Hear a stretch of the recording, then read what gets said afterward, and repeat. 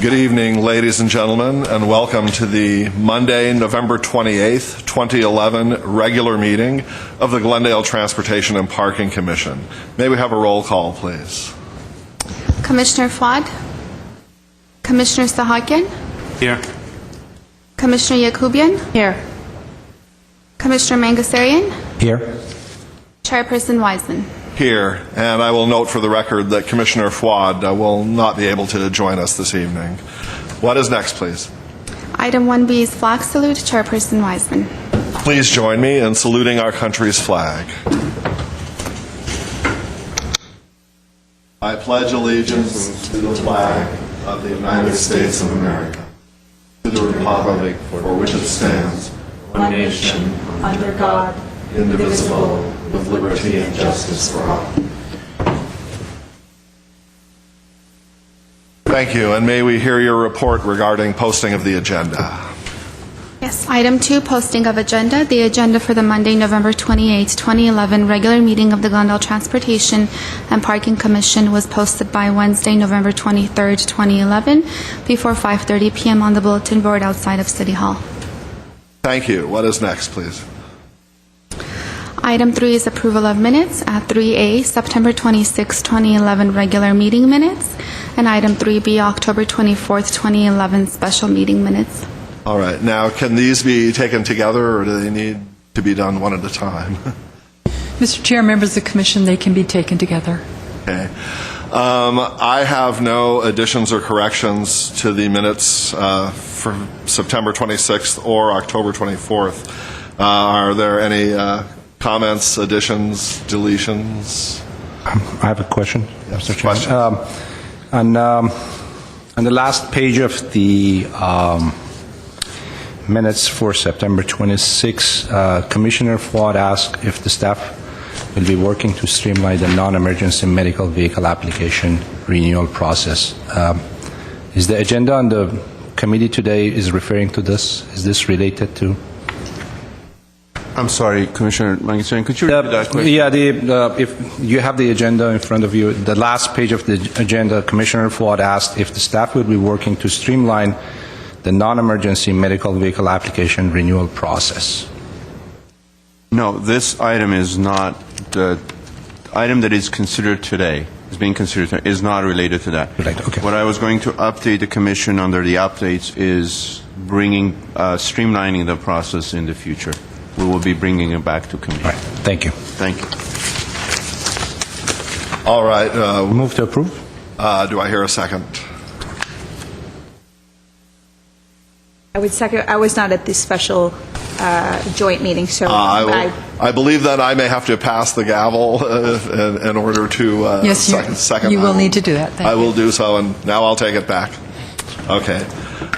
So the minutes stand approved as posted. What is next, please? Item 4 is oral communication. Discussion is limited to items not a part of this agenda. Each speaker is allowed 5 minutes. The Commission may question the speaker, but there will be no debate or decision.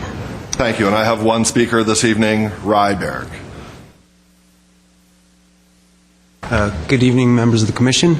My name is Ryberg, and I am a member of Walk Bike Glendale. I live in Montrose. And we just wanted to let the public know that we will be entering the Montrose Christmas Parade.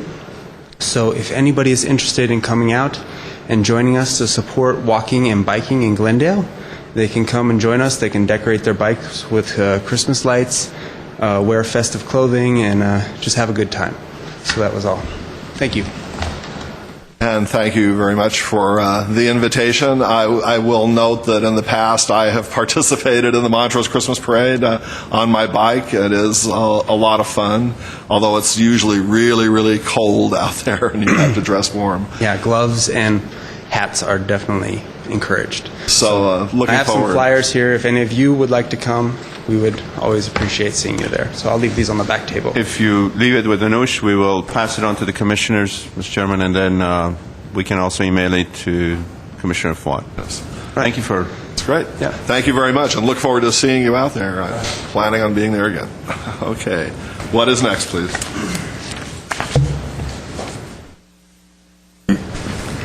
Item 5 is public hearing. Item 5A is report regarding application by Magic Trip, Inc. for a renewal of an owner's permit to operate non-emergency medical transportation services in the city of Glendale. At 5A1 is motion to conditionally approve the renewal application for an owner's permit to operate one non-emergency medical vehicle in Glendale by Magic Trip, Inc. And at 5A2 is motion to deny the renewal application for an owner's permit to operate one non-emergency medical vehicle in Glendale by Magic Trip, Inc., and continuing the matter with no further notice to January 23rd, 2012. All right, I guess we'll hear the staff report on this item. Mr. Chairman, members of the Commission, I'm going to turn it over to Alina Morshedian. She prepared a staff report to give you the reason that we didn't include this non-emergency as part of the previous applications that the Commission reviewed. So we have all the adequate information, and Alina will brief you on that. Thank you. Good evening, Chairman Wiseman, members of Traffic and Transportation Commission. The report before you is an application by Magic Trip requesting permit renewal for one vehicle to operate in the city of Glendale.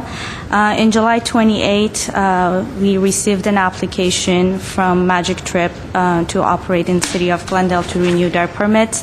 However, we were unable to process the application in last year's filing period. Magic Trip formerly was operated in the city as a sole proprietorship owned by Ms. Margarita Avedisian, and throughout that time they became incorporated in the state of California, and they had some difficulties obtaining their statement of information from state of California endorsement, and we have recently received all the paperwork, and we have verified that they are in good standing. The other issue that we have encountered with this application is that at the current time, they do not own a vehicle that meets the requirement of Glendale Municipal Code 5.84.363 as far as the year of the vehicle, the 15-year age requirement. And therefore, we ask you to approve the application based on all other requirements of the GMC. They have satisfactorily met the requirements set forth in Section 5.84 of 103 in regards with public convenience and necessity. If you do choose to approve the application, the applicant will have 90 days to produce documentation that will show that their vehicle will meet the code requirement, and at that time they can be certified and operate in the city of Glendale, including with all insurance paperwork. At this time, staff requests the approval of the findings for this operator, and a motion is attached for the Commission's consideration. All right, do any of my colleagues have any comments or questions regarding this application? I do, Mr. Chair. I do have a problem approving an item, and the company doesn't even own the vehicle. I question why don't they have a vehicle, and they're applying for a permit to operate. I have an issue with it. Mr. Chairman, if I may answer that question. In the past, the Commission has approved, in case of new applicants, technically, that they're starting a non-emergency vehicle operation, they first apply to the city to get an owner's permit. So then, once they do that, there are two cases. One, they already have a vehicle because they're operating in another city, so they come in and apply to get a permit in Glendale. Or second, they're just starting a company. They don't know if they're going to get the permit, so they don't buy the vehicle. Once the Commission approves it, it's a conditional approval. Then they go to the city clerk after the approval of their owner's permit. The vehicle gets inspected, gets checked. We check their insurance, do all the background check, and then they issue the permit. This is what we've done it in the past, is if an applicant starts new, or in this case, the applicant doesn't have the vehicle, they get the permit, we will make sure that they meet all their vehicle requirements as well as the age, the mileage, and the insurance requirement before we will then issue them the permit to start operation. If I may, this company had a permit that was revoked because of the vehicle not meeting requirements. Am I correct? That's correct. No, I'm sorry. Go ahead back to... I'm sorry, Commissioner Sahakian. Their permit was not revoked. In 2009, when their vehicle reached the maximum limit allowed by Glendale Municipal Code, the company itself notified City Clerk's office that they will suspend their own operations so that they will not be operating in the city with a vehicle that does not meet the So city. the company did notify? Yes, they notified and they suspended operations, and City Clerk has not issued any violations to them, nor their permits have been revoked. Okay. Well, thank you. Mr. Chairman, it's still, your purview to decide whether you accept that, but in the past, especially with the new applicants, that's what we've done because most of them come in and they don't know if they're going to get 2 permits, 3 permits, or 1 permit. So they do not invest in, procuring a vehicle and not knowing whether the commission or the city is going to approve their permit. So in this case, it's a little different. They're technically a previous operator, but as Alina mentioned, they informed us, so that's the case. Okay, were there any other comments or questions? If not, I will say that I share some of the same concerns as my colleague. I was a little bit, I noticed this is a little bit unusual for us because in all of our previous cases, I don't think, at least since my tenure on the commission, have we dealt with a case where there wasn't an actual vehicle as part of the application. That does give me a little bit of pause, but because of the fact that staff is recommending approval, and because of the fact that we have a limited period of time, the 90-day window, in order for all the conditions to be complied with and a vehicle to be produced that meets all the conditions, I will, conditionally support this, assuming that process is going to, be carried forward properly and the proper approvals will be secured. So if there are no other comments or questions. I have a question Sure, also, please. Mr. Chair. Staff, just to try and understand this nice matrix that you have prepared, what is the difference between number of vehicles approved and number of vehicles licensed? I'm sorry, Chris, do you? Ms. Mangasarian, let's say Third and fourth column. Okay, if, let's say, in a hypothetical condition, most of them, if you can see both columns match. Yes. In case, so let's say if there are situations where a company got approval for 3 vehicles and they only came in, for whatever reasons, they only licensed 2. So we've had that situation. However, in most cases, if rental ride is... Yeah, they have 5 vehicles approved, 1 license. Yeah, so if they don't use those vehicles, they don't license them, at the end of the year, they lose them. So that's the reason we have those columns. So they applied for 5, they got 5, but they're only using 1. Right. Let's say for economic reasons or their demand is not high enough, that's when they only would license so many. But if they don't, then they'll lose the other 2 at the end of the year. Nice. Mr. Chair, one more comment, and correct me if I'm wrong, John. I do recall in the past approving permits, and the company didn't have all the vehicles, but they had some vehicles. I don't recall an instance where there was no vehicle, and then the company's applying for a permit to do business. We haven't had too many of those conditions, Commissioner Sahakian. We've had, I believe, I don't remember because I don't have the files over. There's been a couple that, I don't know if Alina will remember, there's in the past that a new operator starting in Glendale, specifically, they came in, they applied, they had all the qualification that then they wanted to buy a vehicle. In fact, they gave us a sample of the vehicle, that this is the vehicle we're buying, but we're in the process of acquiring the vehicle, and we gave them the conditional approval. So that's been not the case in many of the applications that has been reviewed by the Transportation Parking Commission. There's been, I want to say, 1 or 2 occasions where it was more of a new applicant. Most of the applicants, they operate in another city already. They have a vehicle, they come in and they license. We're adding another license to the section. And did they give us proof of need and necessity this time again? In the staff report, I think, 'Cause they ceased operating for a period of time, and I'm assuming that there was no business at that time, and why, if there was business and there was the need, why the company didn't immediately, replace the vehicle so they continue servicing. Commissioner Saak and Mr. Chairman, the applicant is also here, is present. Right. That I'm sure she can add to their condition of their company. If you could identify your name.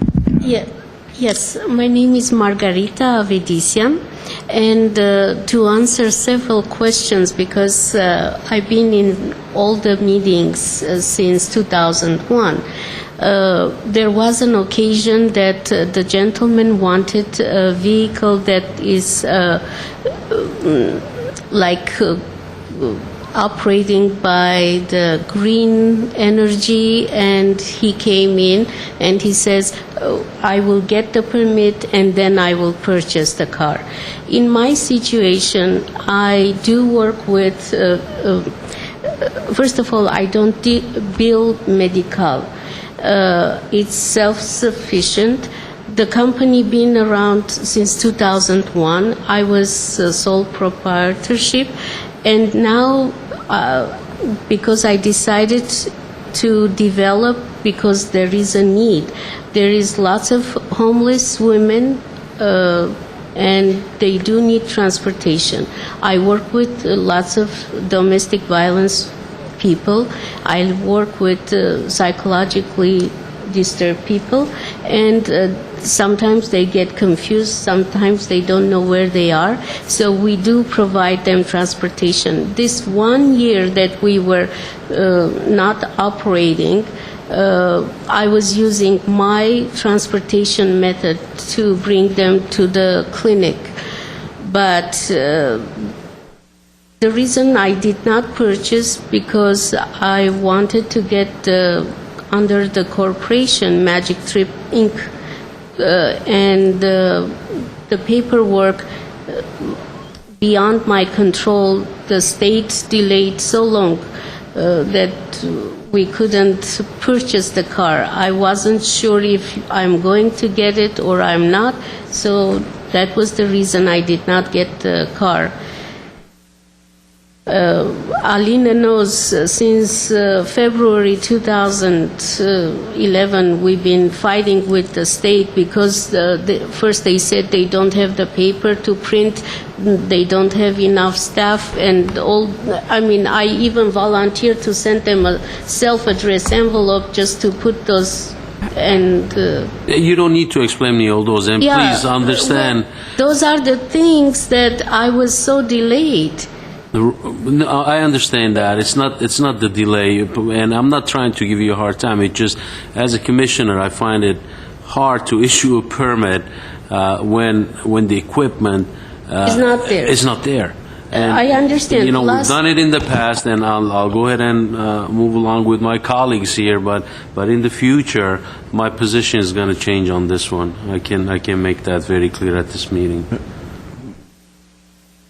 Okay, are there any other questions for the applicant? Mr. Chairman, in that comment Commissioner Saiki made, the reason we have this 90-day provision in the code is that we have application, for example, insurance. Even if they have the vehicle, doesn't mean that they're going to get the insurance. And it will go through a rigorous review of our insurance risk manager and making sure that insurance meets the requirement.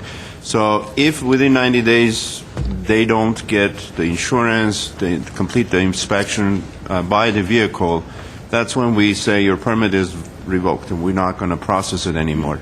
Because truly it does take a lot of our time, and obviously in the case of this application, our staff spend a lot of time on this application, back and forth checking with the state to get, because we, with all due respect to the applicants, we do our checking It takes a lot of time of our staff. It does. And so it is a... And you don't even have the piece of equipment. That's again my concern. Why are we spending time on it? And I understand their point. Absolutely, I understand that. Your concern is that you will invest in the vehicle and then you will not get permitted. It's a valid concern, but for me, you should have a business plan, and part of the business plan is to have all the equipment and the drivers and the insurance before you jump into it. All these years that I operated in Glendale, I never had any incidences or any Correct. And any that's what's problem. helping you here, honestly. That's what's helping you. And the fact that you called staff to let them know that your vehicle is outdated and you're going to cease operation, that says a lot about your company. Yes. I came, Steve knows very well, Maria also. I signed a note that I'm not operating. I did not use the car for any transportation for the patients or the clients, and it's sitting in the garage. Shit. So. Okay, thank you. Mr. Chair. Mr. Chair, members of the Commission, just to also add in a little bit more of information from the ordinance, the code itself anticipates that this may be the case. That's why the city clerk is the final issuer of the permit itself. And the code does state that if the city clerk denies certification for any reason, based on the code, of course, that the application is subject to denial. Okay. Last comment? Yeah, that crossed my mind. If Mr. Bagdanian stated the code provides for 90 days. If there is a provision in the code for 90 days, that means that the code is welcoming the case like that. That's the only explanation to me. And then Mr. Sahakian may be a bit more comfortable with voting on this. Then if the code provides that option for people, then it is something that has been approved in the municipal code. The permitting process is very similar if you have applicants want to get a restaurant, for example. They want to make sure like they're going to lease this restaurant, or is the city going to allow to operate a restaurant in a certain location. So they go through the review process and everything, and if they get the approval, then they meet the parking requirements, so then they will invest and sign the lease and go through.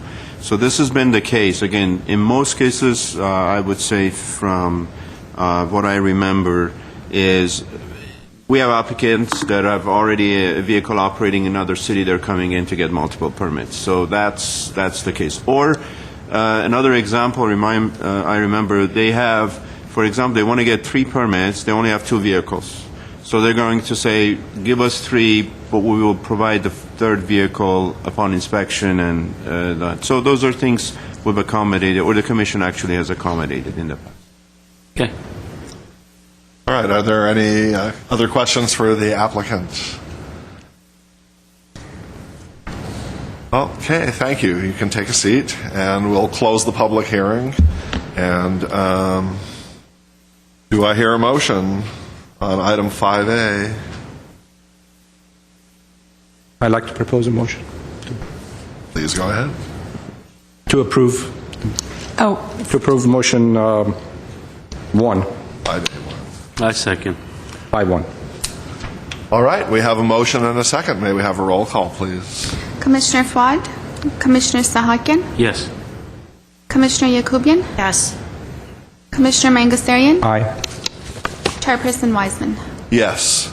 Item passes 4-0. All right. What is next, please? Item 6 is Commission staff comments, updates.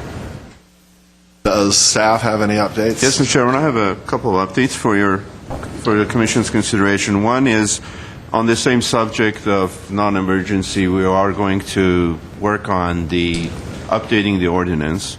One is to whether or not we go through this whole hearing process and go through the review and hearing process, need and necessity process for approval of non-emergency versus do what other cities do it as more administratively, however you have the revisions in the code that would the city clerk's office can check off. They go through the whole process, making sure the applicants, exactly what we're doing right now, but change the process and streamline it better, because truly it is a big burden on staff, and we're getting a lot more of these applications on an annual basis. The Commission just went through about a few of them, and for in this year's window, we received 14 applications, so it's a lot. And so we want to look at the fees that we charge, because it takes a lot of our staff time, one. Two, we look at the process and streamline it. So we will be putting together a staff report, ideally bring it back to you in January, February timeframe, based on review by City Attorney, and to look at that and get Commission's recommendations, so that then we can take it to the City Council for their review and approval. That's one. Second is for Commission's information on December 6th. The South Brand zoning and the parking district program will be presented to City Council for their review and final recommendation. Commission's recommendation will be presented to the City Council.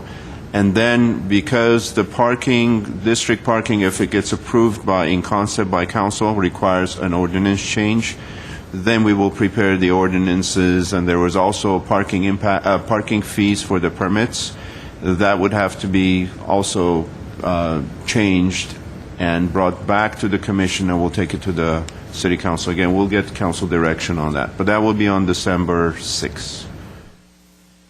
Also, at the same meeting on December 6th, City Council asked us to prepare a staff report on all cities' public works, pedestrian safety programs, policies, projects that we have implemented over the last year.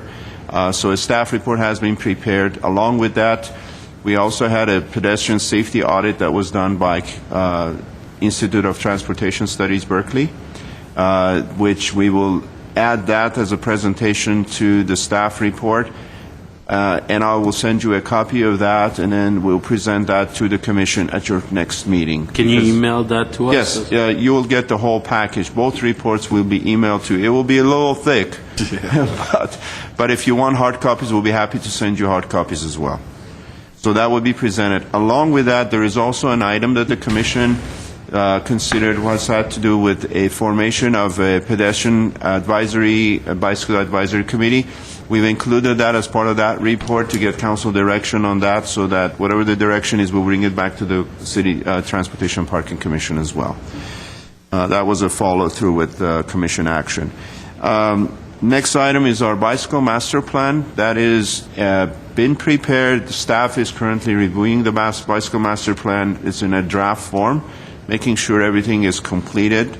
And then our goal is in the first or second week of December, we will be releasing that draft report. We will send you a link of the report to the commissioners, as well as we will release that to the Bicycle Advisory Committee for their comments and review. We plan to have a meeting with the Bicycle Advisory Committee to get all their comments, and then revise the document. And in January, either through a special meeting or your regular meeting, depending on what other agenda items we have, essentially do possibly a joint meeting with the Planning Commission, because the Bicycle Master Plan does have an impact on the circulation element of the general plan, so the Planning Commission also has to review that. So we will have a meeting in January. We're planning to do that to get the Commission's review of the Bicycle Master Plan. And then we will schedule a study session with Council to get City Council to review it before the plan is finalized and adopted. In between, there will be outreach meetings with homeowners, which we've been doing, and with the businesses, Chamber of Commerce, and any other interested group on the Bicycle Master Plan. Related to that also is we have an opportunity to test the road diet concept on La Crescenta. This is north of Verdugo, all the way up to Honolulu. And we're scheduled to pave La Crescenta, that section of La Crescenta, next year, sometime in May, June.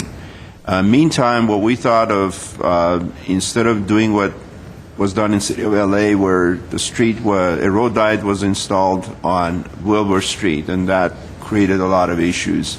we tested by temporarily putting in a road diet on La Crescenta and do before and after analysis, see how people like it, to see if there's any changes in the speed and the traffic volume, the use of the bicycle plan. If it works and it's good, we complete a before and after study. We'll share that with the TPC, and then we'll permanently put in the road diet in that segment because it's it meets technically the volume thresholds that we're comfortable with.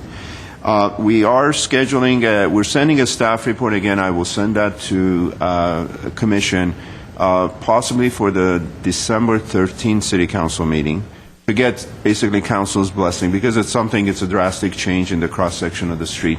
We want Council to know about it ahead of time. So we will be presenting to Council. If we get there okay, we'll go ahead with the implementation and then do the testing before and after, and then come back with a final recommendation. Just a quick question about that. Would that particular configuration of La Crescenta include a center left turn lane? Yes. That would be used by both directions? Basically, we're maintaining on-street parking, putting in a bike lane, one lane in each direction, and a center left turn. Okay. Which is the typical road diet design. But since it's one of those areas we think it can work, that's we want to try it there versus some of the other minor arterials where the volumes are higher, the speeds are sometimes higher, and there's other issues that we have to deal with. So that's a good location to test. And I know that some of the residents in the area, it's going to be perceived hopefully as a good thing because right now it's kind of hard to make a left turn into your driveway without worrying about somebody coming up behind and rear-ending you, which is what the left turn lane would take care of. We'll do an outreach. We'll notify the residents ahead of time so they know they're aware of it. So that's another update. I'm hoping that would be on the council agenda on the 13th of December. Again, I'll send you a copy of the staff report. I mentioned the non-emergency vehicle applications, and I think that's it, Mr. Chairman. All right. Well, do any of my colleagues have any comments? Well, one quick question. I'm curious to know how is the city's resurfacing program being coordinated with the bike lane program? Because I know, for example, Vertigo is being resurfaced, and are we, or have we faced the situation where we go in and we stripe and then there's changes to it, we're sandblasting and reinstalling bike lanes? Mr. Chairman, Commissioner Sargan, as part of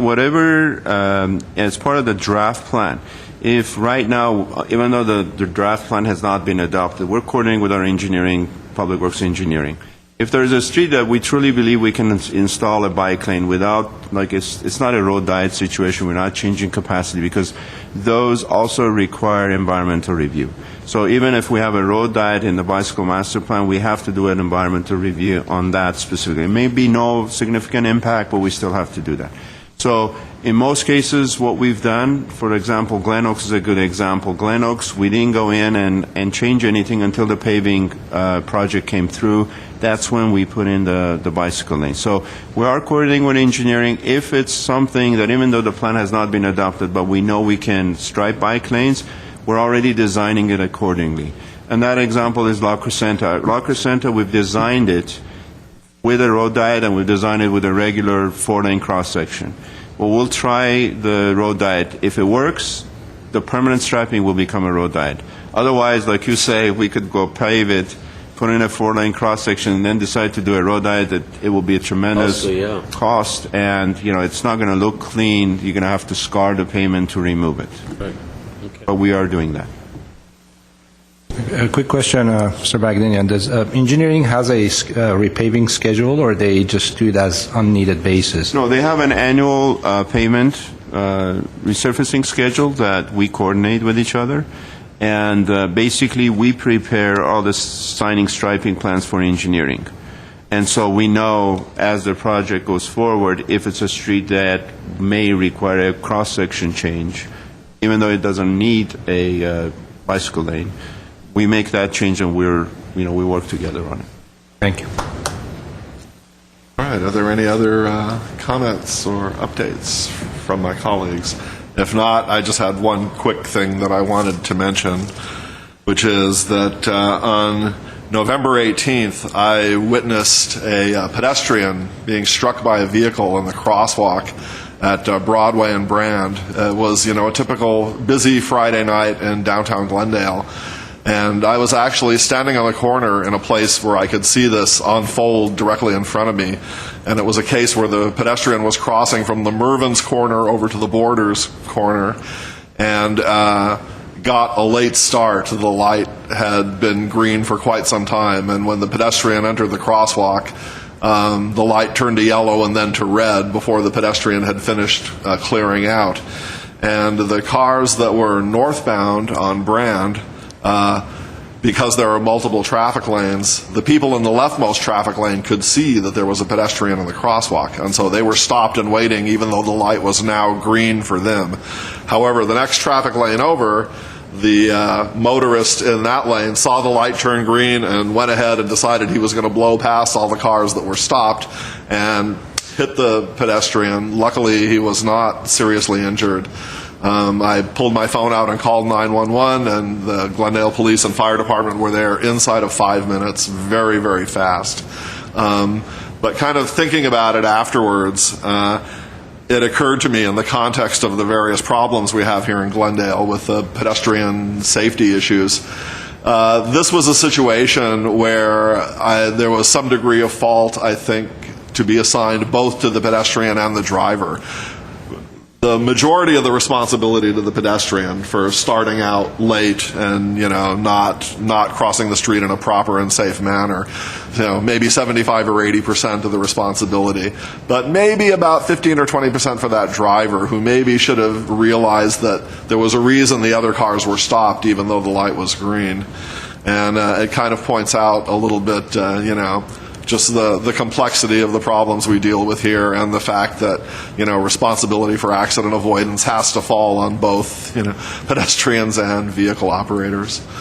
So with that little comment, if there is nothing else, I will entertain a motion to adjourn.